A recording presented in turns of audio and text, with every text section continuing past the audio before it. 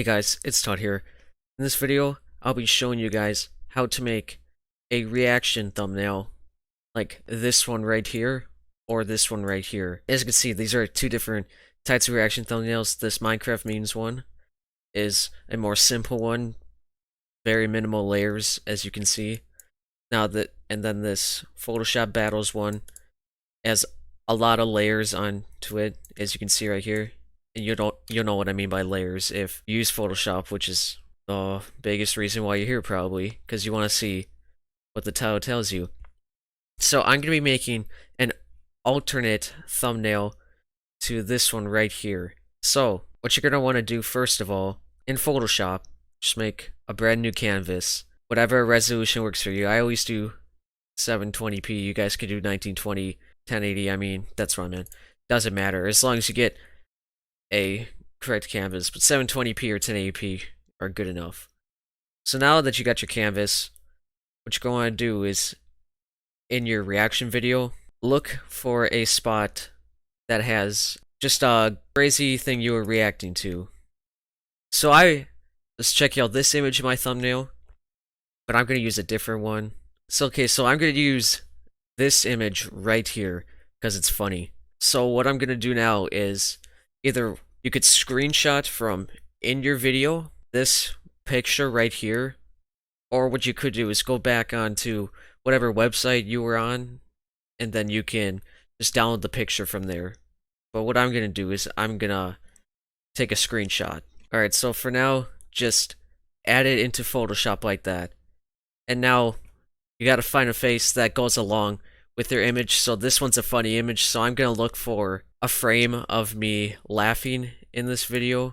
See what I can find. So this part right here, this is a part I found of me laughing at another image that shows more emotion than just on the spot of the image I chose before. If you guys have like a big enough face expression on the image that you're putting in your thumbnail, then yeah, you could just take it from that part of the video. But I often just scatter around my video and get my face cam part from another and the actual image from another. So just screenshot your face cam at whatever part you want in the video. So now import your face cam into Photoshop like that. So now what I'm gonna do now to mask my face, I'm gonna make sure I have this layer selected.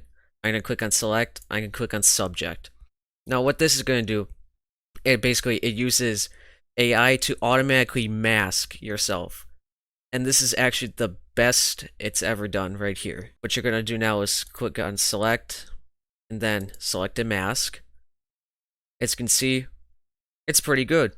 If you want to use the refine edge tool up here, you can do that if it's like a little bit, I don't know, bumpy. I do use this tool, it does help. If you don't think you need it, then you don't have to. You can always just go back to this if you want after checking out what your masking looks like. After you go down to output 2, new layer, okay. So now, this is what it looks like. Yeah, it was that fast. You might not always want to use it though, because sometimes stuff like that happens. What you're gonna want to do now, get the eraser, and then from the masking, just erase any extra parts that it got.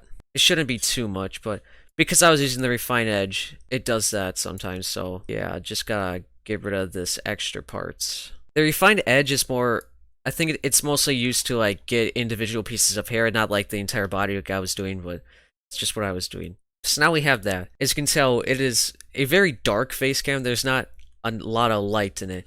So even if you guys have like a more bright face cam, like I have a brighter one than in the Finage, right? Did I say Finage? Whatever. Right now. So make sure you have it selected. Go to image. Go to adjustments, brightness, and contrast. Then just pull up the brightness until it seems good enough. Like I'm gonna keep it at 150 because that seems good. That's also the max it can go. So now it's much brighter. People can clearly tell that it's my face. If you want, just feel free to rotate your face cam a little bit, like that. Make sure you don't have like any ends sticking out like this. Make sure you cover that all up. So there we go. Just move it like that. Here. Now, this is like too much white space, so what I'm gonna do is I'm gonna go full around with this just a tiny bit, just see. This is what it looks like when it's zoomed in. Yeah, maybe I'll just zoom in like this. Here, I'll show a little more. Alright, that looks good like that. Maybe I'll move my head back just a little bit. And it's fine if your face cam goes a little bit onto this image. That's totally fine. What you could also do is bring this layer down behind this image. You could do that so then it doesn't go over the image like this. You could do that. It doesn't look good right now for this, so I'm just gonna bring it back up. This looks much better, any more of my face.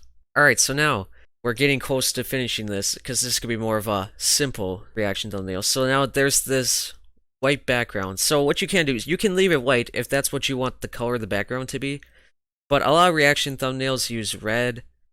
I mean, I did use red on the thumbnail I was showing earlier, but that's kind of what the color of Reddit is. It's more of an orange-red color, so that's why I chose red.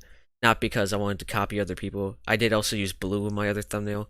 So what I'm going to do now is I'm going to go down to this button, click on solid color. So then you just click OK for now.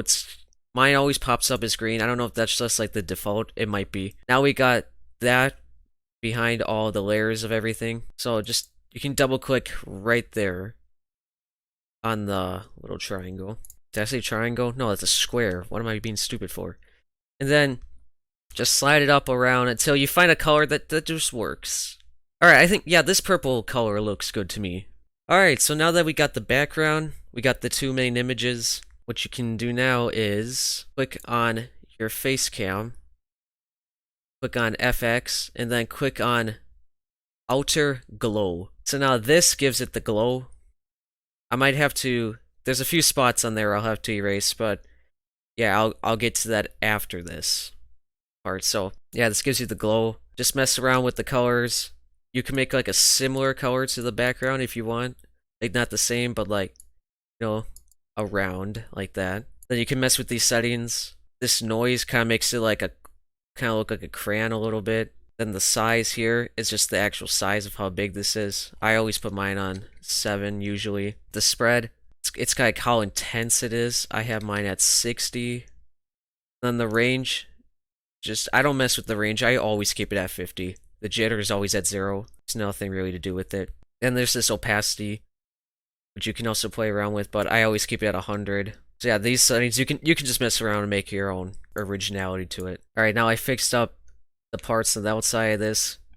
It looks much better. So now, if you guys want, you could add text if you want. It's like I'm just gonna add the word dank, and then just find a color that just, it goes with the photo, or kind of sticks out of the photo, just whatever feels right to you guys. Like, I'm gonna go with this yellow, and then you can add an outer glow to the text. Again, it's all about just whatever color goes with it. There's no specific colors. Yeah, this blue works well. So now you can rotate the text if you want, make it bigger. There. Alright, almost done, guys. There's one last thing. This is basically required because it makes it look so much better. Go down to here, click on this button again, go to hue saturation. For saturation, type in 35. And now everything looks so much better. 35 is the magical number for saturation. Saturation just makes everything look better. Like every image. So yeah, and then basically this is your reaction thumbnail. And yeah, this is what it looks like. It's pretty cool. If you guys have any other how-to video suggestions you want me to do, or any reaction video suggestions, just feel free to comment below. I'm open to every video suggestion you guys have. Just, there's no limits to what you guys can suggest. Did I say suggest?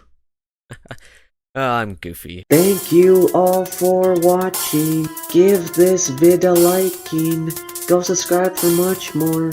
Comments I don't ignore. And post notifications.